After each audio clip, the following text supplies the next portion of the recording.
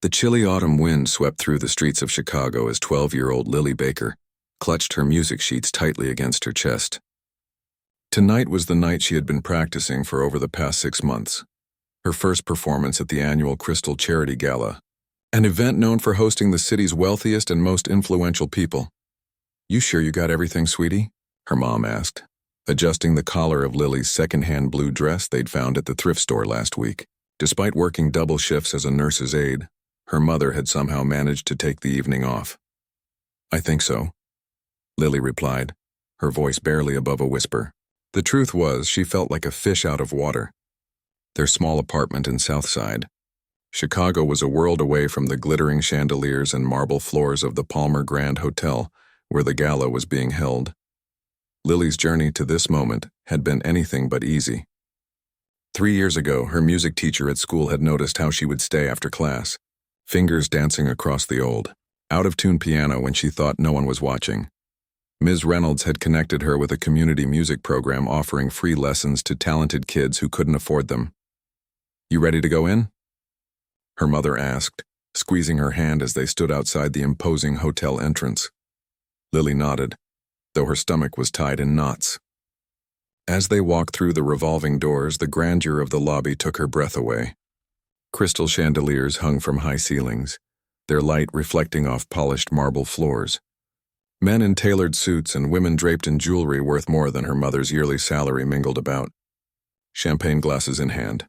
At the reception desk, an attendant with perfectly styled hair looked down at them. "Name, please?" "Lily Baker," her mother said proudly. "She's performing tonight." The woman scanned her list, eyebrows slightly raised. "Ah, yes, the scholarship recipient." Her tone made it clear this was unusual. "The ballroom is through those doors. The performers' area is to the left of the stage." As they made their way through the crowd, Lily could feel eyes on them. Her $30 dress and her mother's best pantsuit stood out among designer gowns and custom tuxedos. Whispers followed them. "Who are they?" "Must be lost." "Probably staff." Lily's mom squeezed her hand tighter. "Chin up, baby. You earned your spot here." The ballroom was even more magnificent than the lobby.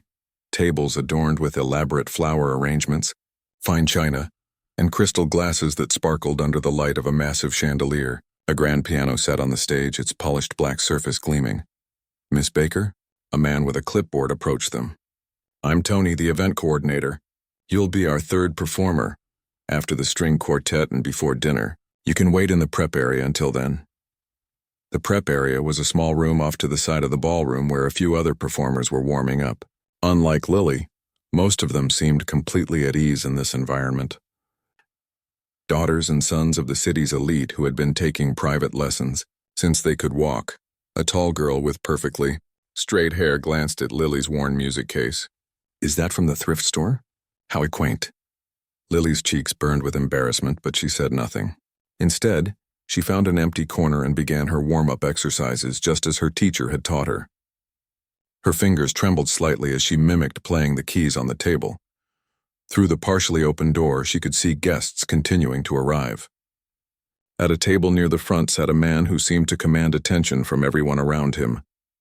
He wore an expensive suit that fit him perfectly, and his silver hair was styled immaculately.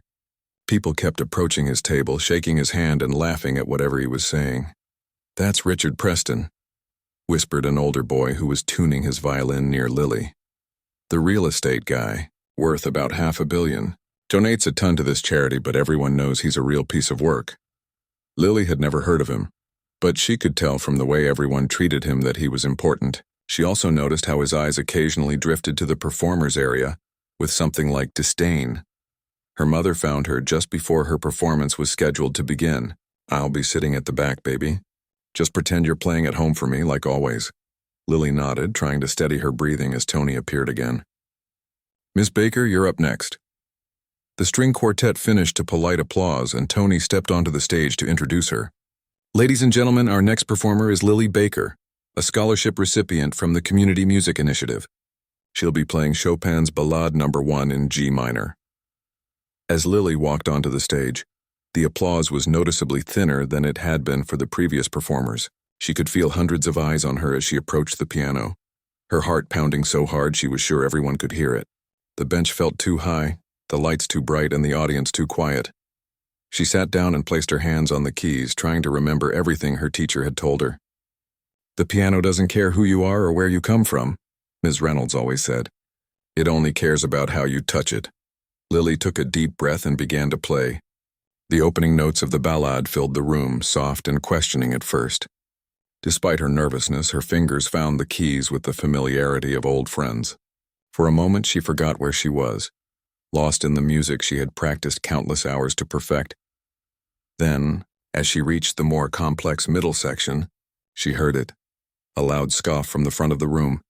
"Is this what we're paying for now?" A man's voice carried clearly across the silent room. It was Richard Preston, the millionaire she had noticed earlier. "Bringing in charity cases to entertain us?"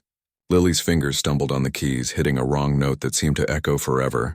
The room grew uncomfortably quiet except for a few nervous laughs from Preston's table. "Seriously, who vetted this program?" Preston continued, not bothering to lower his voice. "I thought we were supporting excellence in music, not some sort of social experiment." Lily's vision blurred with tears as she tried desperately to continue playing. The beautiful melody that had flowed so naturally during her practices now felt disjointed and wrong. She could feel her chance slipping away, the opportunity she had worked so hard for, the potential scholarship to the music academy that could change her life. From the corner of her eye, she saw her mother half rising from her seat, a look of helpless anger on her face. But what could she do? Confronting someone like Preston would only make things worse. Just as Lily was about to give up, ready to run from the stage in humiliation, she felt a presence beside her. An elderly man with kind eyes and a worn but elegant suit had approached the piano. Without saying a word, he pulled up a chair next to the bench where she sat. "Keep playing," he whispered, just loud enough for her to hear. Something in his voice gave her courage. Lily wiped her tears with the back of her hand and found her place in the music again. Her fingers still trembled, but they found the right keys. The room had gone completely silent now, everyone watching this unexpected development. Even Preston seemed taken aback by the old man's intervention. As Lily played, she noticed the old man nodding slightly with the rhythm, his eyes closed as if feeling every note. There was something about his presence that steadied her, giving her the confidence to continue. The final section of the ballade approached, the most difficult part, with its rapid runs and emotional intensity. Lily had practiced these passages hundreds of times, but never under such pressure. To her surprise, her fingers moved with newfound precision, drawing sounds from the piano that filled the ballroom with an emotion even she hadn't achieved before. When the final notes faded, there was a moment of complete silence. Then, starting from the back of the room where her mother sat, applause began to spread. It grew louder until the entire ballroom was filled with it. Real applause, not just the polite acknowledgement the other performers had received. The old man beside her smiled, his eyes twinkling. "Well done," he said simply before standing up. He turned to face the audience, and as he did, Lily noticed Preston's face had gone pale as if he'd seen a ghost. Who was this man? And why did his presence seem to silence even the arrogant millionaire who had tried to humiliate her? As she stood to take her bow, Lily realized this was just the beginning of a story much larger than her piano performance. Something significant had just happened, though she didn't yet understand what. All she knew was that the music had spoken when words couldn't, and somehow, that had been enough to change everything. The applause slowly faded as Lily made her way back to the performers' area, her legs shaky beneath her. The old man who had sat beside her during her performance had disappeared into the crowd just as mysteriously as he had appeared. She scanned the room for him but couldn't spot him anywhere. "You were amazing," her mother exclaimed, rushing over to hug her. "I'm so proud of you, baby. Don't you worry about that awful..." But Lily couldn't help but worry. Richard Preston's cruel words still echoed in her mind, competing with the lingering notes of Chopin. She had seen the look on his face when the elderly gentleman approached the stage. Shock, followed by what almost looked like fear. Tony, the event coordinator, approached them with a nervous smile. "That was quite something, Miss Baker. We usually don't have, unexpected participants during performances." "I'm sorry," Lily began, feeling like she had somehow broken the rules. No, Tony interrupted. "It was remarkable. The audience loved it." He glanced toward Preston's table, most of them anyway. As they spoke, a waiter in a crisp uniform approached. "Miss Baker? Mr. Rivera would like to speak with you," he said, gesturing toward a quiet corner of the ballroom where the elderly gentleman now stood, watching them. Lily looked at her mother, who nodded encouragingly. They followed the waiter across the room, acutely aware of the curious eyes following their movement. Preston was deep in conversation with another wealthy-looking man, but his gaze flickered toward them repeatedly. The elderly gentleman smiled warmly as they approached. Up close, Lily could see that his suit, while well-made, was worn at the edges. His hands bore the unmistakable marks of someone who had spent decades playing the piano, slightly gnarled fingers with calluses on the tips. "Ms. Baker, I presume?" he said, extending his hand to Lily's mother. "I'm Thomas Rivera. Your daughter plays beautifully. Thank you for what you did," Lily's mother replied, shaking his hand. "I'm Grace Baker." "And you must be Lily," he said, turning to her. "You have a rare gift. Your technique needs refinement, but your emotional connection to the music—" He paused, his eyes twinkling. "That can't be taught." Lily felt a flush of pride. "Thank you, sir. Please call me Thomas. I used to teach at the Westridge Conservatory before I retired." Grace's eyes widened. The Westridge Conservatory was one of the most prestigious music schools in the country. "Why did you help me?" Lily asked, the question that had been burning in her mind since he sat beside her at the piano. Thomas's smile faded slightly. "Let's just say I've seen too many talented young musicians discouraged by people who judge them based on everything except their music." His gaze drifted toward Preston's table. "Some people believe talent only exists within certain circles. They're usually the same people who inherited their success rather than earning it." Before they could continue their conversation, a commotion broke out near Preston's table. The millionaire had risen to his feet, his face flushed with anger as he pointed toward them. "You have some nerve showing up here, old man," Preston shouted, his voice carrying across the now silent ballroom. 20 years of silence, and you choose tonight to make your grand appearance?" The room collectively held its breath as Thomas turned calmly to face Preston. "Hello, Richard.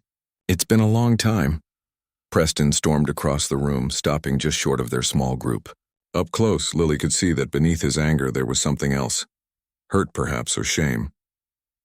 "You don't get to do this," Preston hissed.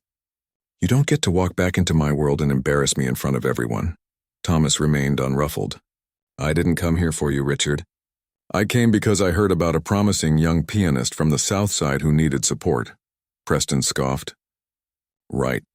The great Thomas Rivera, champion of underprivileged musicians.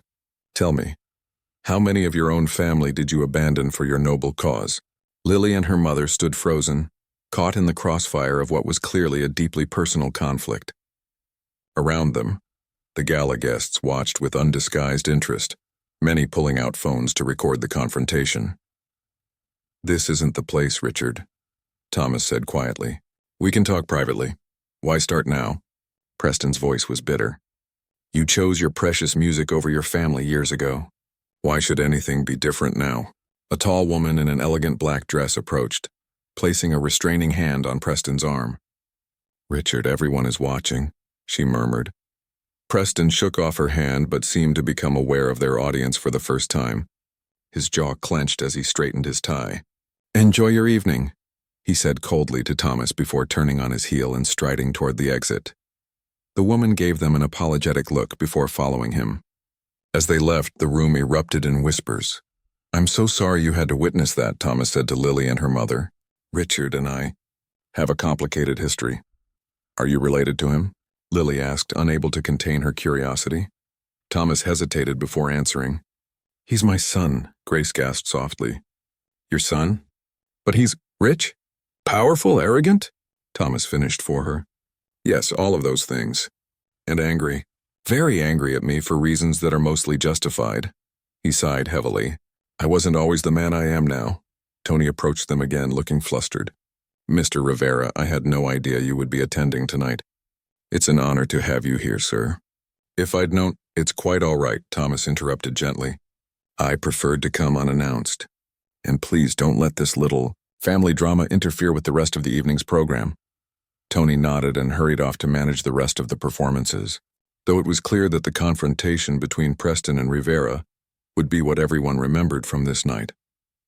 "Let me guess," Grace said, looking at Thomas with newfound understanding. "You were once like him," Thomas nodded. "Worse, perhaps. I made my fortune in the same business, real estate development. Built an empire by tearing down old neighborhoods and putting up luxury condominiums that no one who originally lived there could afford." His expression darkened with regret, "including areas much like where you live now." "What changed?" Lily asked. "Music," he said simply. "I always loved it but never had time for it.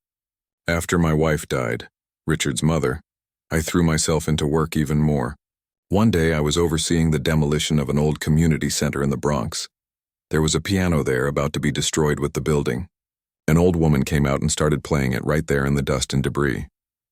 His eyes grew distant with the memory. "It was Chopin's Ballad No. 1, the piece you played tonight. What did you do?" Grace asked. "I stopped the demolition, saved the piano, started taking lessons. Eventually I sold my company to Richard and used most of my fortune to establish music programs in underserved communities." He looked directly at Lily. "Including the community music initiative that gave you your scholarship." Lily's eyes widened. "You founded the program?" Thomas nodded. "It's my way of making amends. Richard never forgave me for walking away from the business, from the life he thought we were supposed to have. He sees my work as a rejection of everything he values." A waiter approached them again. "Excuse me, Mr. Rivera. There's someone asking to speak with you outside." Thomas frowned. "Richard?" The waiter nodded. "I should go talk to him," Thomas said. He turned to Lily. "Would you do me a favor? There's another performance scheduled after dinner, a showcase featuring several pianists. Would you join them? Play something else for us?" "I don't know if I should," Lily said uncertainly. "Mr. Preston might get angry again." "That's precisely why you should," Thomas replied. "Richard needs to understand that talent doesn't belong exclusively to people like him. And you deserve to be heard." Grace squeezed her daughter's shoulder. "It's up to you, Lily." Lily thought about all the hours she had practiced in their small apartment, about how her mother had worked extra shifts to keep the old upright piano tuned. She thought about Ms. Reynolds and all the other people who had believed in her. And she thought about all the kids like her who never got the chance to play on a stage like this. "I'll do it," she said finally. Thomas smiled. "Good. Now if you'll excuse me, I need to have a long overdue conversation with my son." As Thomas walked away, Lily and her mother found themselves approached by several guests who had been moved by her performance and the drama that followed. "That was extraordinary playing," said an older woman with kind eyes. "I'm on the board of the Westridge Conservatory. We should talk about your future plans." A man in a perfectly tailored suit handed Grace a business card. "I'd like to discuss a potential scholarship for your daughter. My foundation supports exceptional young artists." As more people gathered around them, Lily realized that something fundamental had shifted. The same people who had looked through her earlier were now seeing her, really seeing her, perhaps for the first time. Outside in the hotel garden, Thomas found Richard pacing beside an ornamental fountain. The younger man's anger seemed to have cooled, replaced by a weariness that made him look suddenly older. 20 years, Richard said without turning around. 20 years without a word, and you show up tonight to humiliate me? That wasn't my intention, Thomas replied quietly. Then what was your intention? Richard finally faced him, his expression a complex mixture of anger and hurt. What game are you playing now? As the two men began their difficult conversation, inside the ballroom, Lily sat at one of the dinner tables with her mother, overwhelmed by the sudden attention but feeling, for the first time, like she truly belonged in this world of music. The piano waited on stage for her return, no longer an instrument of judgment but a bridge between worlds that had seemed impossibly far apart just hours before. The hotel garden was quiet except for the gentle splashing of the fountain. Richard and Thomas stood facing each other, two generations of the same family separated by decades of silence and resentment. You know what hurt the most? Richard finally said, his voice softer now. It wasn't you walking away from the business. It was you walking away from me. Thomas's shoulders slumped. I know, and there's nothing I can say that will make that right. You didn't even come to Mom's funeral. Richard's voice cracked slightly. I wanted to, Thomas replied, but I thought my presence would only make things harder for you. I'd already caused enough pain. Richard laughed bitterly. Always deciding what's best for everyone else, aren't you? Did it ever occur to you to ask me what I wanted? I was 25 when Mom died. I needed my father. Inside the ballroom, dinner was being served. Lily and her mother found themselves seated at a table with several board members from the Westridge Conservatory, including the kind-eyed woman who had approached them earlier. Her name was Dr. Eleanor Chen, and she couldn't stop talking about Lily's performance. The technical skills can be taught, she was saying, but what you have, that emotional connection to the music, that's something rare, something special. Lily picked at her food, too nervous to eat much. The elaborate plate before her contained foods she had never seen before, arranged like a work of art. Is everything all right with your meal? Dr. Chen asked. It's fine, Lily replied quickly. I'm just not very hungry. Grace smiled knowingly at her daughter. She's nervous about performing again after dinner. Dr. Chen nodded understandingly. That's perfectly natural. But if your second performance is anything like your first, you have absolutely nothing to worry about. A few tables away, Preston's wife Catherine sat alone, occasionally glancing toward the garden where her husband and father-in-law continued their conversation. She seemed uncomfortable with the curious looks and whispers directed her way. After a moment of hesitation, Grace stood up. Excuse me, she said to their table companions. I'll be right back. She made her way across the ballroom to Catherine's table. May I join you? She asked. Catherine looked surprised but nodded. Please, Grace sat down beside her. I'm Grace Baker, Lily's mom. I know, Catherine said. Your daughter plays beautifully. I want to apologize for my husband's behavior earlier. Thank you, but that's not necessary, Grace replied. I just thought you might like some company. It can't be easy being caught in the middle of a family dispute. Catherine's carefully composed expression cracked slightly. 20 years of marriage, and I never knew Richard and his father had such a complicated relationship. He rarely talks about Thomas. Men can be stubborn about their feelings, Grace said with a small smile, especially when they're hurt. Outside in the garden, the conversation between father and son continued. Everything I did after I left was to try to make up for the damage I'd done, Thomas explained. The communities I helped destroy, the families I displaced. So your guilt was more important than your family? Richard's voice was sharp again. Thomas shook his head. No, I was wrong about so many things, including how to be a father to you. He paused, looking directly at his son. I thought you were better off without me, Richard. I was self-destructive, angry, consumed by guilt. After your mother died, I nearly drank myself to death. I didn't know that, Richard said quietly. How could you? I never told you, Thomas replied. Instead, I disappeared to find myself, or whatever self-important nonsense I believed at the time. He sighed heavily. The truth is, I was a coward. It was easier to run away than to face what I'd become or to risk disappointing you further. Inside, the dinner plates were being cleared away. Tony approached the microphone on stage. Ladies and gentlemen, we'll now continue with our musical program for the evening. Please welcome our showcase of young pianists, beginning with Lily Baker performing Mozart's Rondo alla Turca. Lily made her way to the stage, her heart pounding. This time, there was a different energy in the room. People were watching her with genuine interest and anticipation, rather than the polite indifference of before. As she sat at the piano, she scanned the room. Her mother was still sitting with Catherine Preston, both women watching her with encouraging smiles. Thomas and Richard had not yet returned. Taking a deep breath, Lily began to play. Mozart's piece was livelier than the Chopin she had performed earlier, requiring quick, precise fingerwork. She lost herself in the music, her earlier nervousness melting away as her fingers danced across the keys. In the garden, Richard and Thomas heard the music floating through the open doors. She's playing again, Thomas said. We should go back inside. Richard hesitated. You really think that girl has talent? Extraordinary talent, Thomas confirmed. But she needs opportunities, proper training, a good instrument to practice on. Things her family can't afford to give her, but you and I could. So that's why you came tonight? To guilt me into funding your pet project? Thomas shook his head. No, I came because Lily deserves to be heard. The fact that we ran into each other was unexpected. Richard was silent for a long moment. You've changed, he finally said. The father I remember would never have admitted he was wrong about anything. Age has a way of stripping away your pretenses, Thomas said with a sad smile. It's taken me too long to learn some very simple truths. Inside, Lily finished her piece to enthusiastic applause.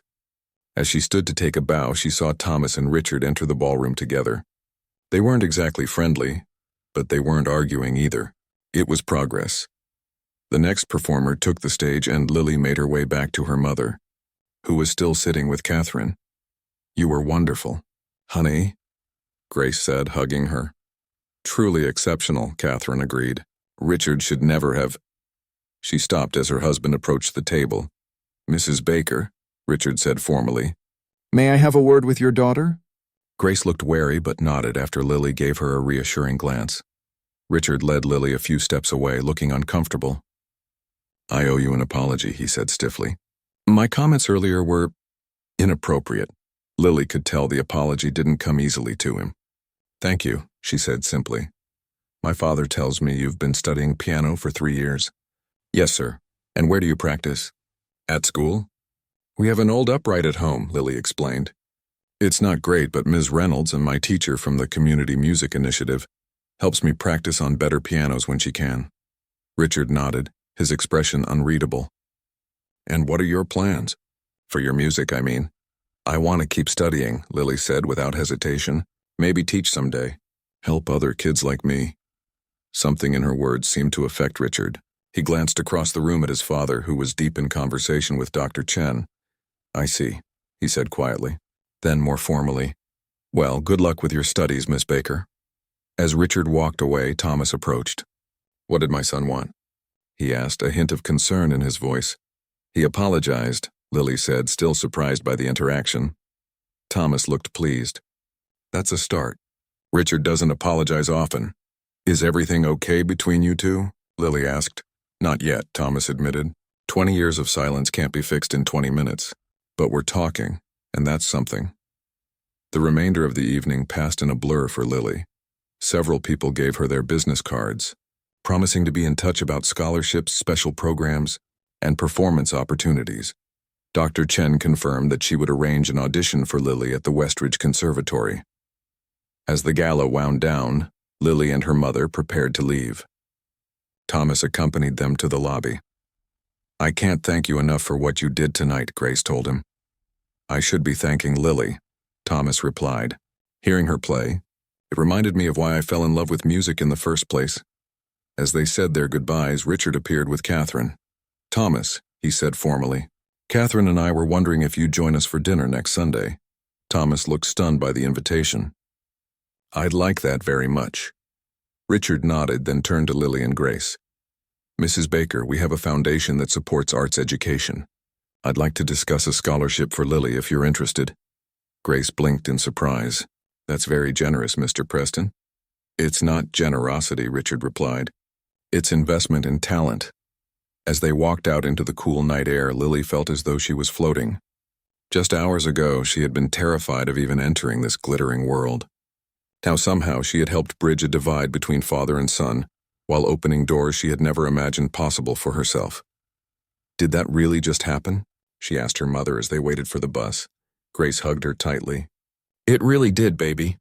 And it happened because you were brave enough to sit at that piano and play your heart out, no matter who was listening or what they thought." A sleek black car pulled up beside them, and the window rolled down to reveal Catherine Preston. "Can we offer you a ride home?"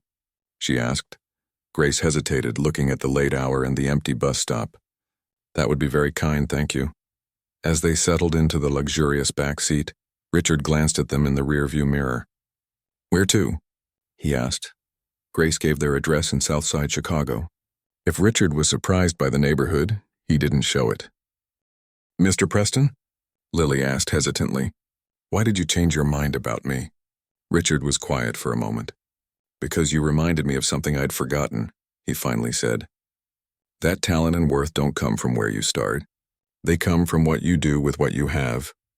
As the car made its way through the city, from the wealthy downtown area toward Lily's modest neighborhood, the distance between these worlds seemed simultaneously vast and surprisingly small, bridged by a single piano, a brave young girl, and the universal language of music that had, at least for tonight, allowed them all to hear and understand each other.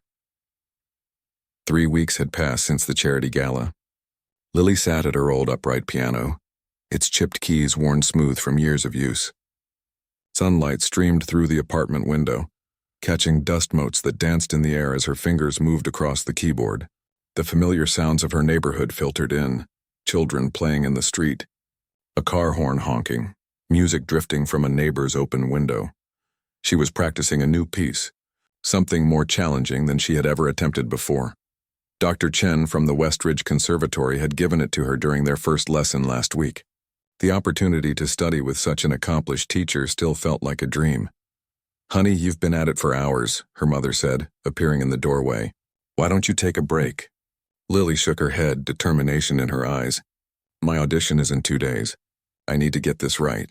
Grace smiled, understanding the mixture of excitement and anxiety that had consumed her daughter since the night of the gala. Everything had changed so quickly. Richard Preston's foundation had provided Lily with a scholarship that covered weekly lessons with Dr. Chen, and the audition for the Westridge Conservatory's Young Artist program was the next step.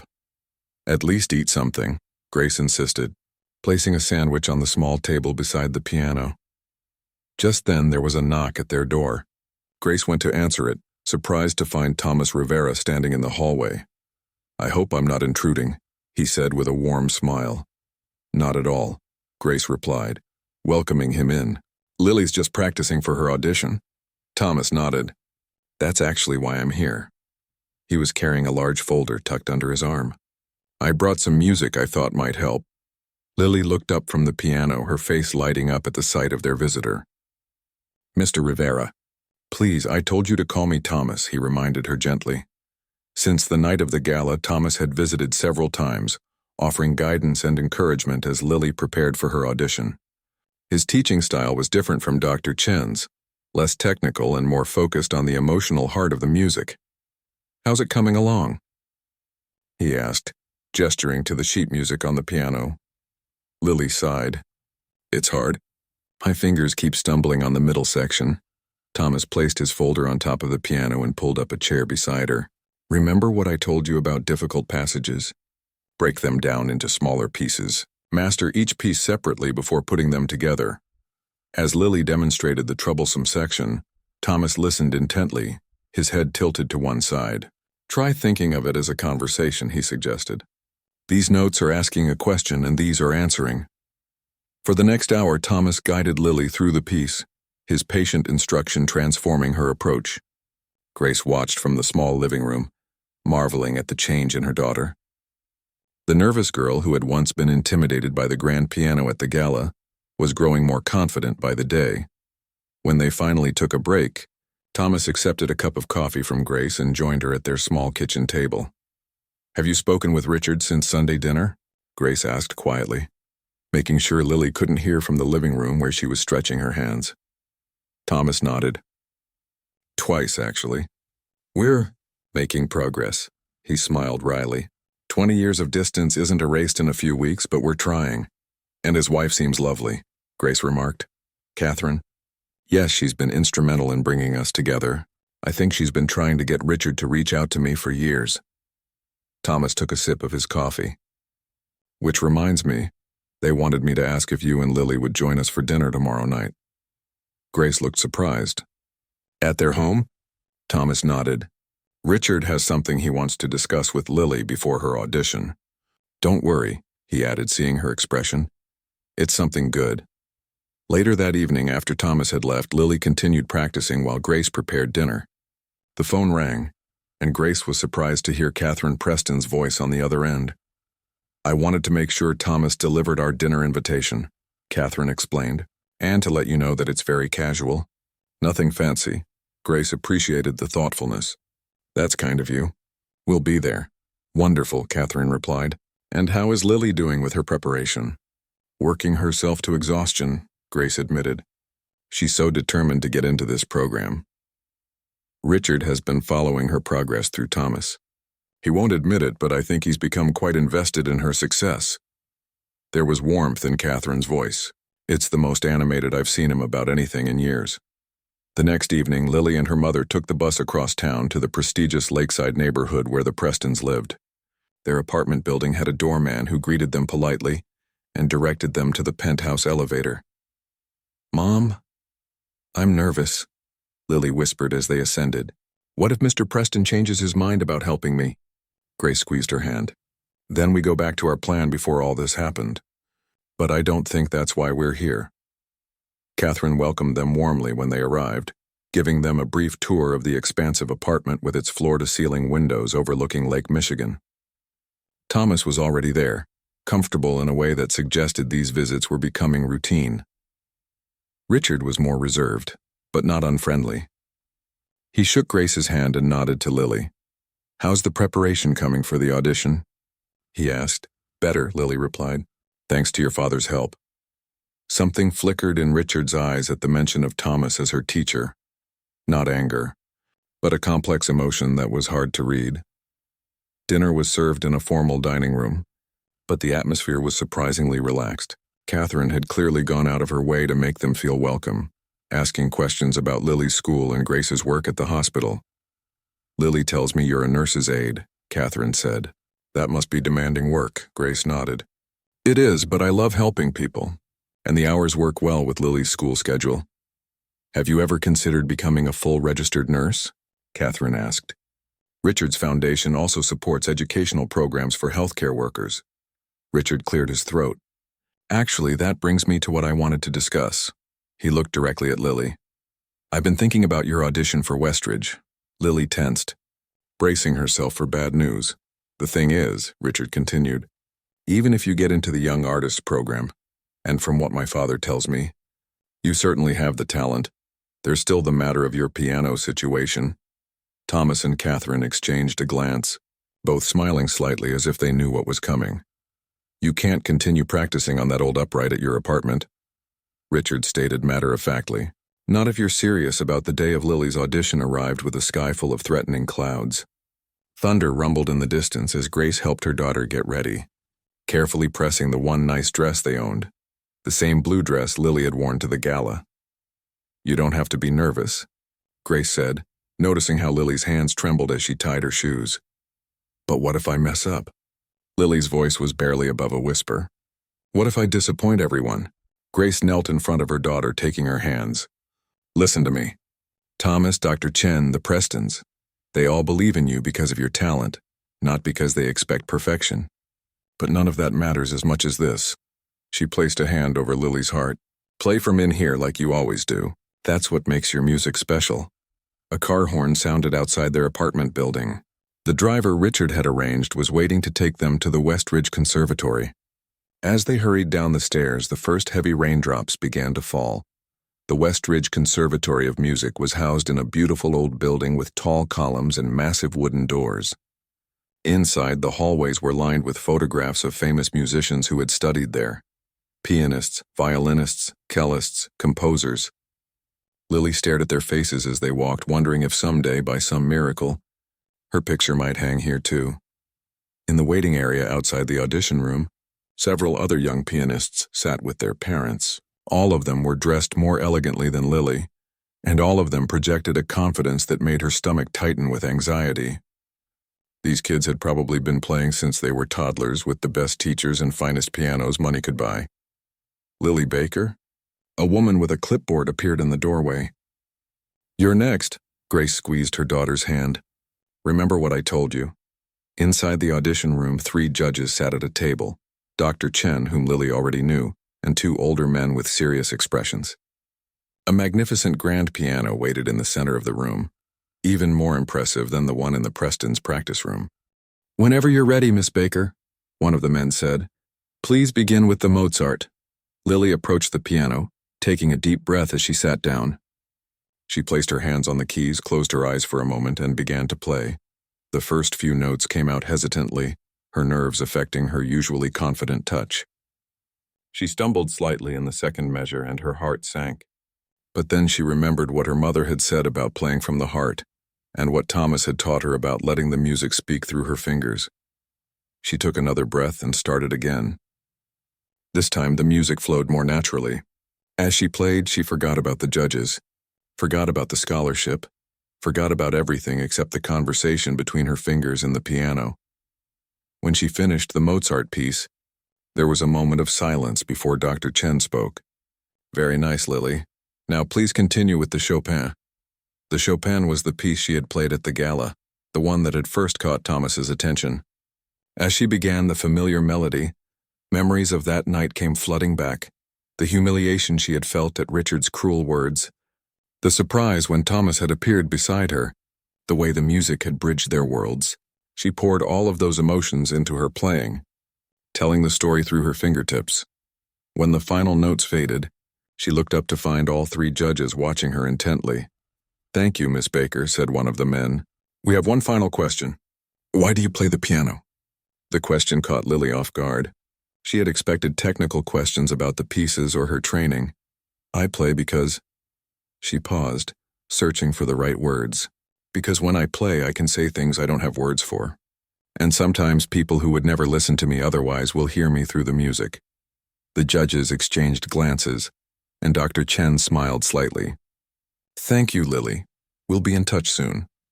Outside in the waiting area, Grace stood as soon as she saw her daughter emerge. "How did it go?" Before Lily could answer, she noticed Thomas standing by the window, watching the rain. Beside him, surprisingly, was Richard. "You came?" Lily said, her surprise evident in her voice. Richard looked uncomfortable, as if he wasn't quite sure why he was there himself. "Well, I wanted to see if my investment is paying off." Thomas rolled his eyes at his son's businesslike tone. "What Richard means is that he wanted to support you." "We both did. How did it go in there?" Richard asked, his attempt at sounding casual undermined by the genuine interest in his eyes. "I made a few mistakes," Lily admitted. "But then I remembered what you both taught me, and it got better." The drive back to Lily's apartment was quiet, each of them lost in their own thoughts about the audition. Thomas had arranged for dinner at a restaurant near their home to celebrate regardless of the outcome. As they arrived, Catherine was already waiting for them, holding an umbrella against the still pouring rain. "We're so proud of you, Lily," she said as they hurried inside. "Just completing an audition at Westridge is an accomplishment." Throughout dinner, Richard was quieter than usual, occasionally checking his phone with a furrowed brow. "Is everything okay?" Grace asked after his third check of the device. "Just some business that needs attention," he replied vaguely. It was nearly 9 o'clock when they finished dinner.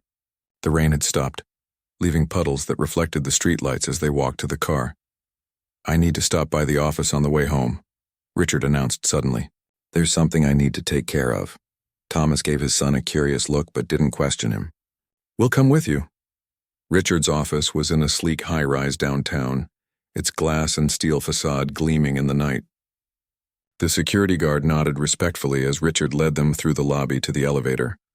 "Why are we here?" Catherine asked as they ascended to the top floor. "You'll see," was all Richard would say. Richard's corner office offered a panoramic view of the city lights. He gestured for everyone to sit in the conference area while he made a phone call from his desk. "Yes, I need to speak with him right away," they heard him say. "I understand it's late, but this is Richard Preston." After a brief conversation, he hung up and rejoined them. "We should know something in about 15 minutes. "Know what?" Thomas asked, his patience wearing thin. "Richard, what's going on?" Richard hesitated, then looked at Lily. "I made some calls this afternoon. I have a contact on the Westridge Board of Directors." "You didn't," Grace said, alarm in her voice. "Please tell me you're not trying to influence their decision." "Not in the way you think," Richard replied quickly. "I just asked for them to expedite their decision.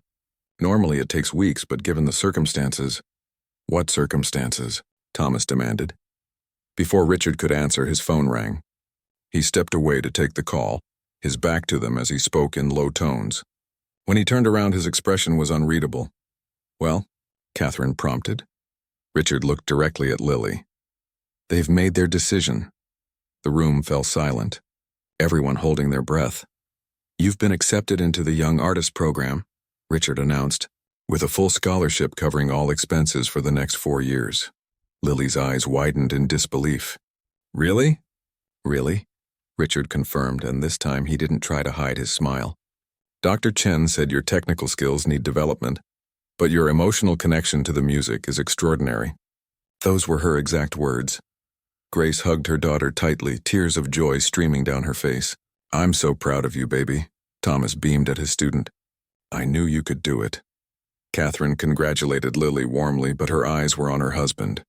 This is wonderful news, Richard, but why the urgency? Why bring us all here tonight to find out? Richard's smile faded and he suddenly looked serious again. Because that's not all I wanted to discuss. He turned to Grace. Mrs. Baker, I understand you've been taking night classes toward your nursing degree while working full-time. Grace looked surprised. Yes, but how did you know that? Catherine mentioned it to me after our dinner, Richard explained. It got me thinking about something my father said about investing in potential. He glanced at Thomas, a new respect in his eyes. Our foundation has a healthcare education program. I'd like to offer you a scholarship to complete your nursing degree, with flexible hours that would allow you to be there for Lily's studies as well. Grace was speechless, her hand covering her mouth in shock. We're also prepared to help you find a better apartment closer to Westridge, Richard continued, somewhere with room for a proper piano. Why are you doing all this? Lily asked, unable to contain her curiosity any longer. Richard was quiet for a moment, gathering his thoughts. 3 weeks ago, I sat in that gala and judged you without knowing anything about you. I looked at where you came from and decided that determined your worth. He glanced at his father. It's a mistake I've made before. Thomas nodded, understanding passing between them. Music changed my father's life, Richard continued. It made him see the world differently, see people differently. And now through you, Lily, it's changing me too. He looked slightly embarrassed at this admission. I'm not good at saying these things, but I want to thank you. Your playing that night, it woke something up in me that had been sleeping for a very long time. The office fell quiet, the city lights twinkling behind them like stars.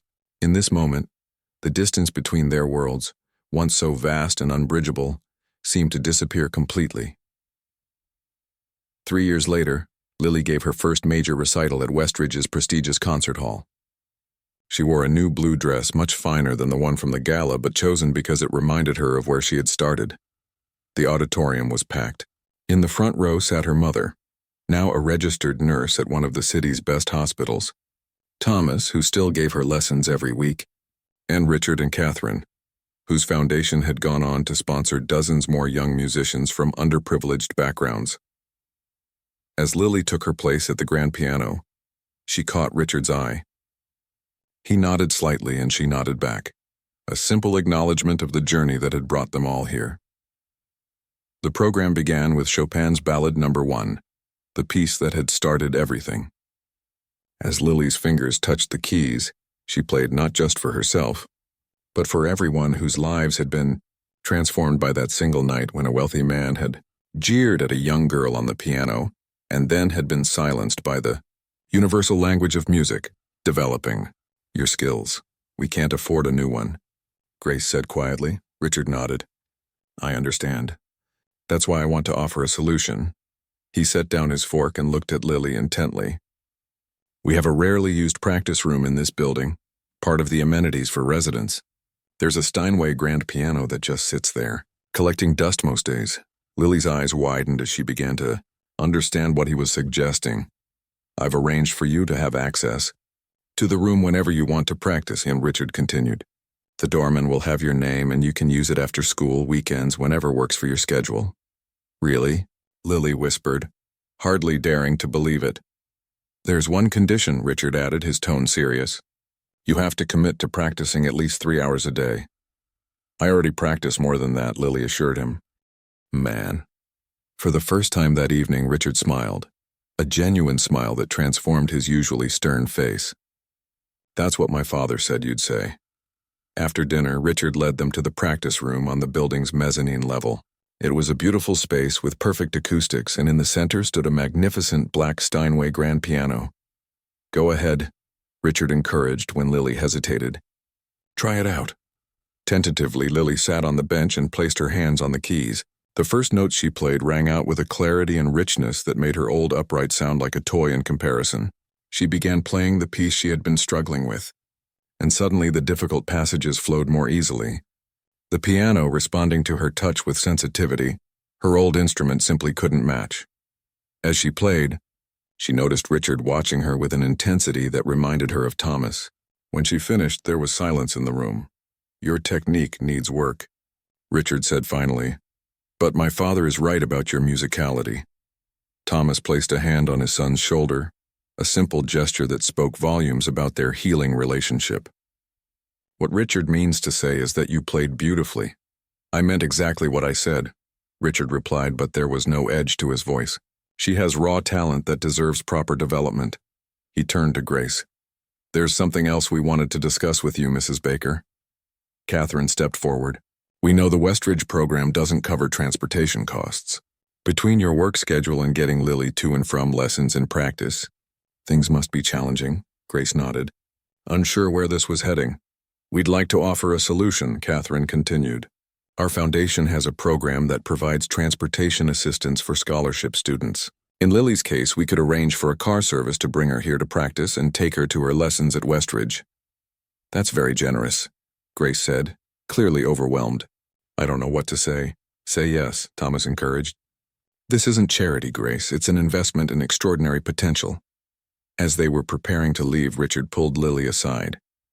There's one more thing, he said, handing her a small envelope. Open it when you get home. Later that night, in their apartment, Lily opened the envelope. Inside was a key card for the practice room and a handwritten note. Music changed my father's life, and now it's changing mine again through you. Don't waste this opportunity. Work hard, play with passion. The rest will follow. R.P. Lily held the note carefully, understanding the significance of these words from a man who had just weeks ago tried to humiliate her. What is it, honey? Grace asked, seeing her daughter's expression. Lily handed her the note. I think Mr. Preston is starting to believe in me. Grace read the note and smiled. It seems he's starting to believe in a lot of things again.